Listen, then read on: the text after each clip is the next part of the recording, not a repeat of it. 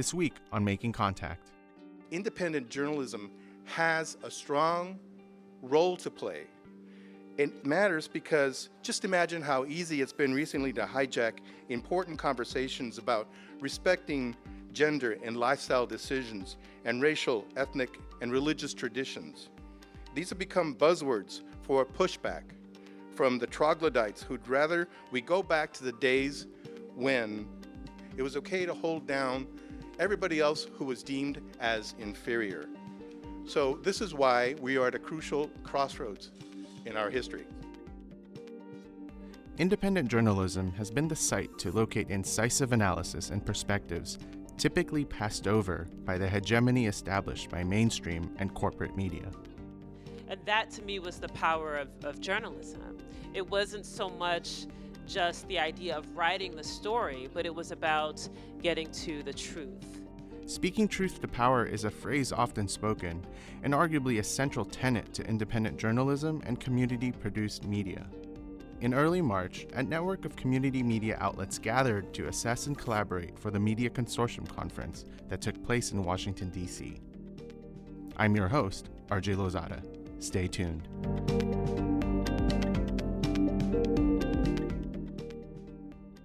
Founded in 2006, the Media Consortium is a network of independent and community media outlets committed to values-driven journalism.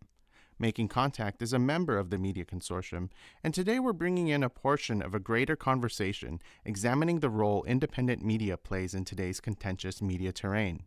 First, you'll hear Ricardo Sandoval Palos, managing editor of 100 Reporters, a nonprofit investigative news organization. And then you'll hear from Amara Enia, public policy expert and global leadership fellow with the Global Strategists Association. All right. We'll do a sound check. Okay. It's nice and cozy up here, huh? Yeah. All right. Well, listen, hey, thanks for everybody for coming out.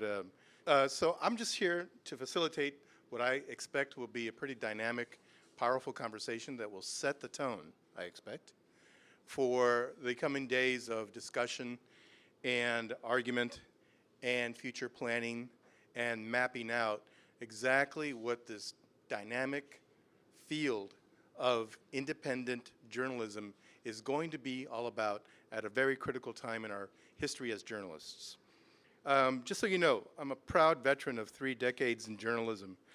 I came up as one of the generation of reporters who was trained by professors and editors who probably drank too much. And I attended school in Northern California at Humboldt State University. So I know they smoked too much. But you know what?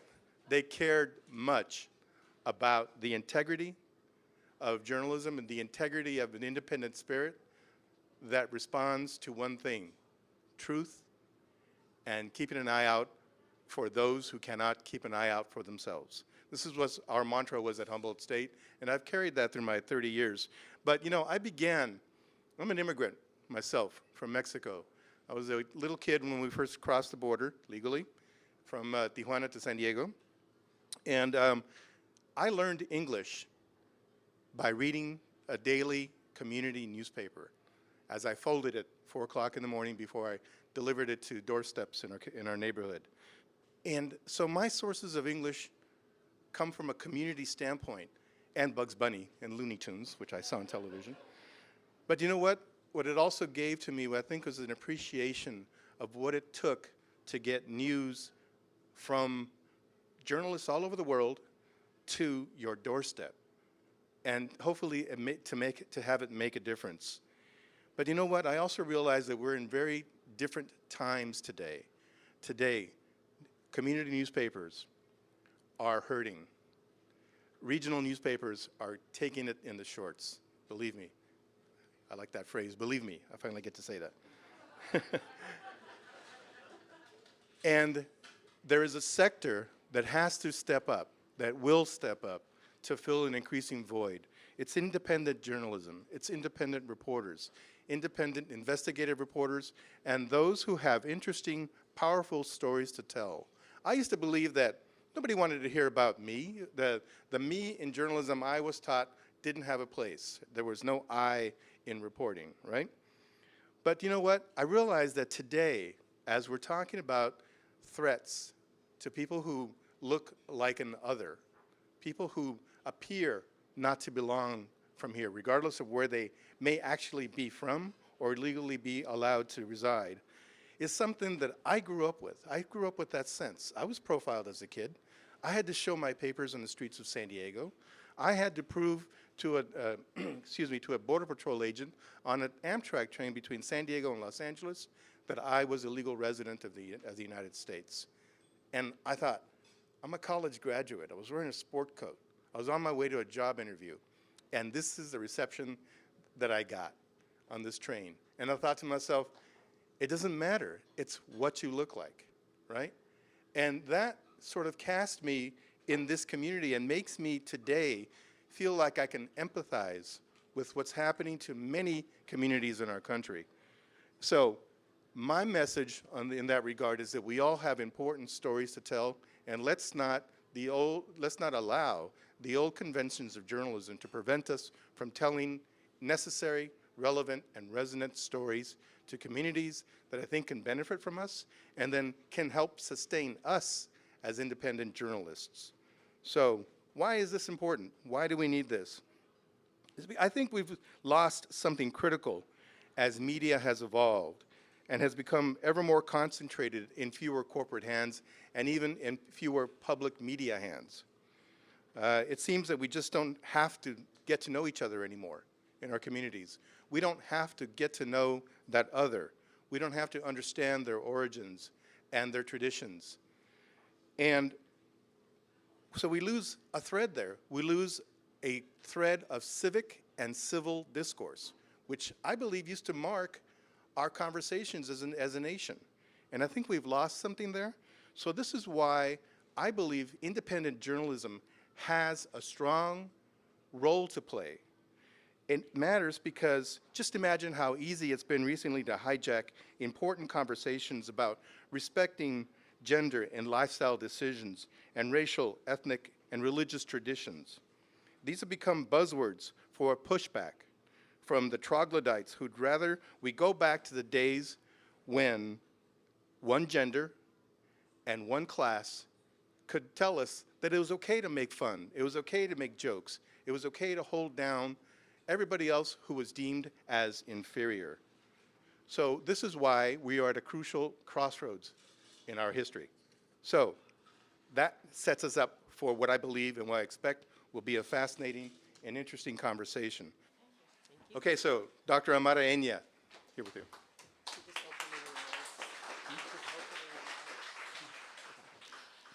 So thank you for being here. This is an excellent crowd. I also want to thank the Media Consortium for pulling together what I call my former colleagues before I apparently abandoned the craft and went to law school.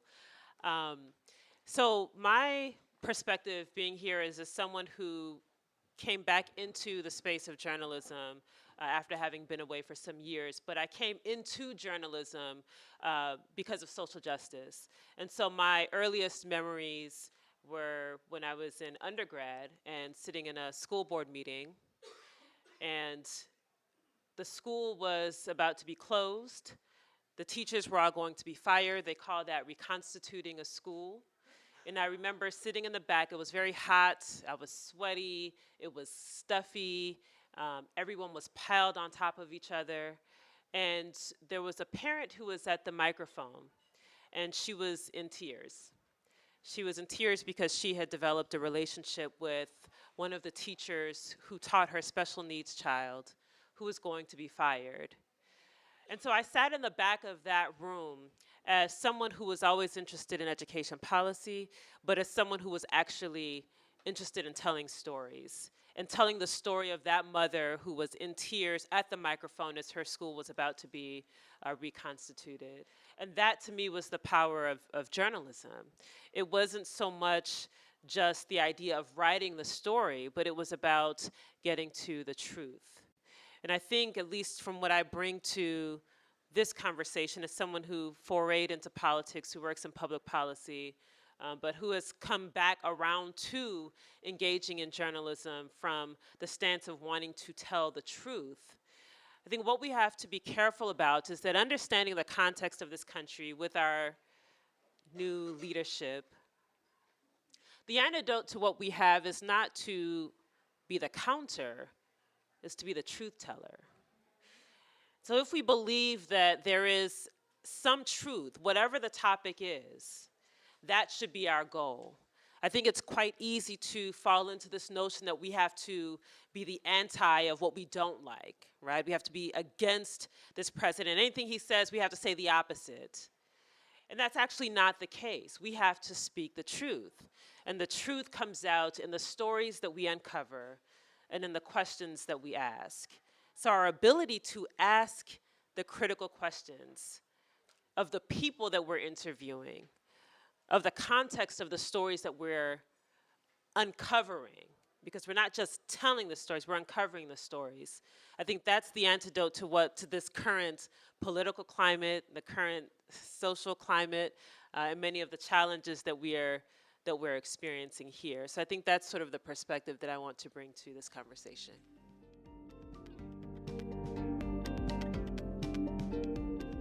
You just heard journalists Ricardo Sandoval-Palos and Amara Enia. If you're just tuning in, you're listening to Making Contact, a national radio project. And today we're listening to a few panelists assess the role of independent media. Next, you'll hear from Joseph Torres, who is the Senior External Affairs Director for the Free Press. And following that, journalist Michelle Garcia. So the word transformation is a word that what does it mean? What do we mean by transformation? I work on media issues because I believe it's a central racial justice issue. If you can't tell your story, it's hard to fight for racial justice when other people are dehumanizing you, are criminalizing you. For 2 centuries now, I mean, from the very first printed word in our country in 1690, Native Americans were described as savages, right? Race and racism has been essential to the narrative of the United States in the mainstream press from the very get-go. People of color have been fighting against that narrative for 2 centuries. In New York City, Freedom's Journal was the first African-American newspaper. In it, they said we wish to plead our own cause. Too long have others spoken for us. From the press to the pulpit, we have suffered greatly from being misrepresented, something like that, pretty close. That story is still the story today. We don't get to really speak for ourselves. It is racism in the mainstream media serves a function. It serves a function to be able to, I believe, as we and Juan talk about in the book, with a service of white racial hierarchy, in service of white supremacy. You can enslave people if you dehumanize them. You need a media system that's able to dehumanize folks in order to pass policies that harm folks. Native Americans, you take away their land. The Mexican Americans, you annex the Southwest. The internment of Japanese, the mass surveillance of the Muslim community. It is hard to do that without a mainstream media that does not have sympathy for those who you are harming. For me, one of the most incredible things, and Ricardo, you've covered this, on immigrants, people have no idea the humanitarian crisis we have on our border. How many people die trying to come to this country all the time? Like 6,000 people, the conservative estimate since 2000, have died trying to cross the U.S.-Mexico border, and a lot of them are buried in pauper's graves. No one ever, never to claim them. And yet, their stories go untold, and yet they're a threat to society. Folks are dying trying to come to this country. Then you have the issue of structure. The media is also a structure within a system.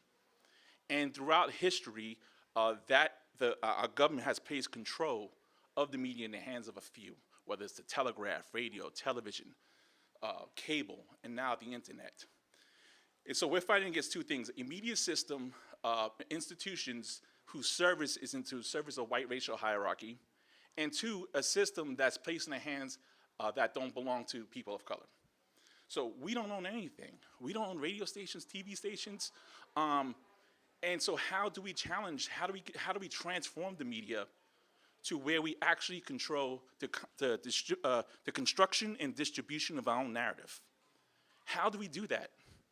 right? That's something I'm struggling with and tackling. How do we do that when everything is so entrenched, right? When consolidation is as it is, Bernie Sanders and all folks talk about breaking up the banks. What do we need to break up in order to have the transformational media system where we are able to control our own stories and don't have to go through media gatekeepers? If I could read a quote, everyone likes to quote Martin Luther King, it seems, you know?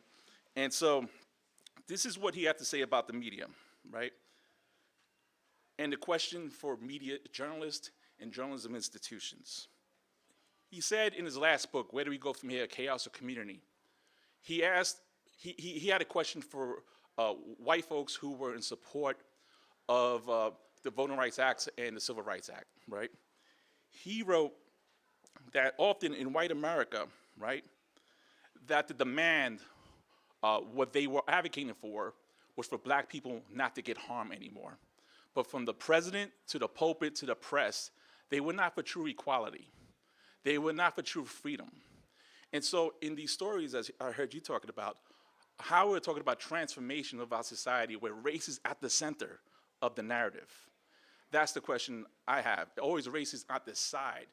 But throughout American history, racism has been at the center of the American narrative and also in the journalism narrative since, I said, since 1690. So I can go on and on, but I'll leave it there. Okay. So I'm going to tell you all a little story to kind of, as a way to characterize how at least I have worked and how I think many people have worked and how the media is operated. In early December, I was in Standing Rock when the blizzard came through. It was around the time the veterans were there. And I was filling up my thermos of water. The medics center station had set up these big thermoses, and you had one with tea and one with just plain hot water. And I figured out that since it was freezing, it's better to keep hot water in your thermos because it takes it longer to get cold than if you put room temperature, since the room is about 20 degrees, right? So I'm there, and there's a man, and he's filling up his thermos. And I ask him, where can I get some toe warmers, because they work better than the foot warmers that I have. I figured that out. And eucalyptus oil. And he looked at me, and he said, through that door. And then when he was done filling up his thermos, he said, you were supposed to bring your own. And I looked at him, and I go, who are you? And he said, someone who brought his own. And I'm like, mind you, this man just filled up his thermos with someone else's tea, right? And I was just like, I wrote about this in a piece for one of your members for High Country News, but I'm going to give it as another kind of overlay to this, which is I think it was a perfect example of how very often we operate and how I have operated, is so committed to our ideology that we overlook our actual behavior and what we're showing people. I'm so committed to doing the right thing and standing with Standing Rock, but when I get there, I'm going to be talking to you about hot water. And I have done this so much, in fact, and I think a lot of us have. Great intentions, completely obscured, blinding us, right? And I would go back to my home in South Texas to report, to do important investigative journalism and critical journalism on South Texas, which has become a police state in the name of border security. And every time I'd go back, my friends and family would say, why don't you do a happy story? And I would say, editors don't want a happy story, really. Because that's not real journalism, is what I would tell them. And I had to revisit this exchange recently in a piece I wrote for the Oxford American, because what I realized was that what they were saying was, why don't you show them our humanity? Why, you are showing them our circumstance, and they will know the circumstance, but not us as people. And that I wrote as part of this awakening I had in writing this piece, as I went on to describe that last year was, in fact, a year of a spiritual awakening that this country is experiencing through the struggle for racial justice. that what we saw last year was people demonstrating humanity as a way to inspire us to stave off the despair that ultimately captured the hearts, the souls, and minds of many voters. Fear. And I had to reckon with, what kind of journalist have I been? Have I been the guy with the thermos so clinging to my sense of righteousness, right? And that's, I think, the challenge we're facing right now. And this word has come up so many times tonight, but also we see it in a recent piece published in The Nation, Danny McLean's piece about pregnancy and black babies. Humanity. I'm Not Your Negro. Humanity. The documentary film, humanity. We are in this fight with that. But this is a struggle that we confront with each other. And the reason I'm here is because after I wrote this piece, I'd gone into hibernation to write it. I wrote a journalist because they were putting together a conference in Middle America for journalists who felt like the middle country where I live, Texas and that whole region, had been mischaracterized by the elite East Coast, West Coast press. So I wrote to express my interest in going to this conference, although it was late. And he wrote that he was so glad that I had written him because they were despairing over the lack of Hispanic journalists. And could I come and talk about immigration, changing demographics, NAFTA, and like these other things? Okay, I'm gonna just read y'all my response because I think it elucidates where we are and where we could be going. And so here it is. And it's in blue. I copied and pasted. This was blue with white. So it's going to take. Okay, so I said, we got to this place. We got to this place because of East Coast myopia of the places we call home, the middle country. By reducing me and my work to the Hispanic perspective, it replicates the same. There was a time when Hispanic journalists would be grateful for any door that was open, for any sign of us being included.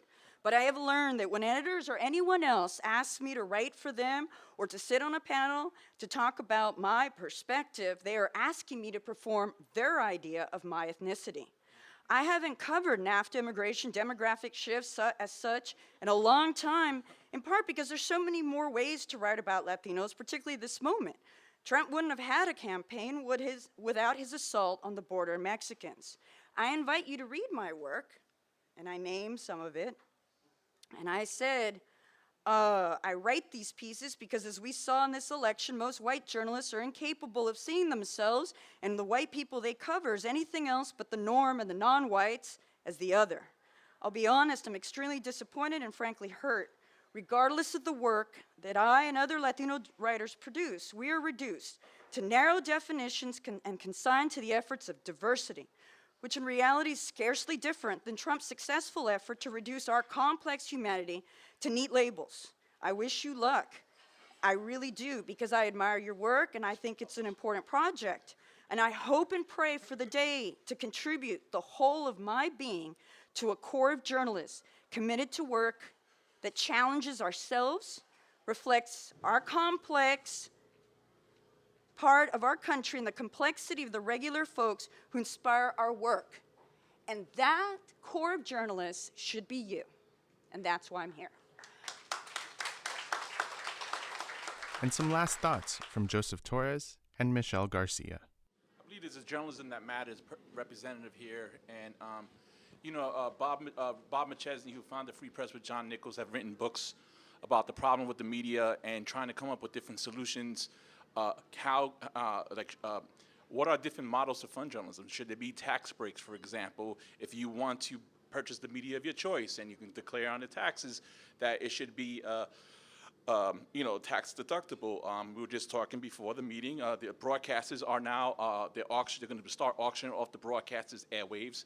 And in New Jersey, we have a project to say, hey, New Jersey, you have 4 public broadcast stations that you're going to that's going to participate in the auction. That they're going to use the airwaves to auction to wireless companies. What is the responsibility of those airways to the public in funding some sort of public media entity? And public media, not the traditional public media we talked about. So I work on policy, and I know for journalists, policy is like a toothache, right? You'd rather not even like touch it. I mean, most journalists have no idea how the media system works. You know, I worked in the National Association of Hispanic Journalists for years, but there has to be also policy solutions because we need a media. We need a news media that's functioning, that provides news and information so we can participate in the society. So there's a real crisis, and there was a few years ago more energy toward these kind of policy solutions, but we still have to get back to those kind of questions.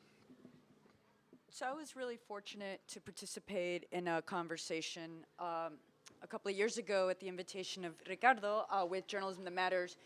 And this was something we discussed a lot. One of the things that came up that I firmly believe in, especially now that I have unofficially moved off the coast out of New York and back to Texas, is that we're really, people pay for culture. Okay, you can't sell I mean, yes, there are some people who are like, okay, we need the media and I'm gonna pay for it, but people pay for culture. That's why they buy green juices. That's why they take $20 yoga classes when they don't have health insurance, okay? This is why we eat kale. Nobody likes kale. It's cultural. And it's like there's an echo chamber of how cool it is. And I think that's where we're at. And I see that the media is having to reimagine itself because it is as a cultural force. And that people will support because it is an extension of them. And I think a perfect example of this comes from millennials. Okay, they don't have anything. Okay, they got the wrong end of the entire economy, and they're not waiting to get into, to be recognized by the free press or to get published by established magazines. They're doing their own thing and giving each other awards and somehow finding money. And I think that why? Because it's a cultural force. And I think I would suggest to frame it as how do we capitalize, wrong word, take advantage of the important cultural position that we hold.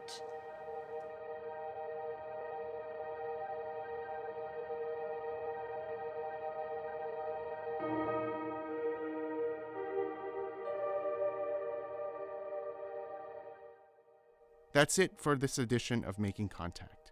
A very special thanks to the panelists, the Media Consortium, Jo Ellen Kaiser, Manolia Charlatan, and Paul Stewart for audio sweetening. If this episode inspires you to dig deeper into independent media and you feel you may want to pitch or produce something, share your ideas and reach out to us on our website, radioproject.org. Lisa Rudman is our executive director, Marie Che, Anita Johnson, and Monica Lopez are our producers. Sabine Blazan is our audience engagement manager, and Vera Teikulsker is our development associate. I'm your host, RJ Lozada, and thank you for listening to Making Contact.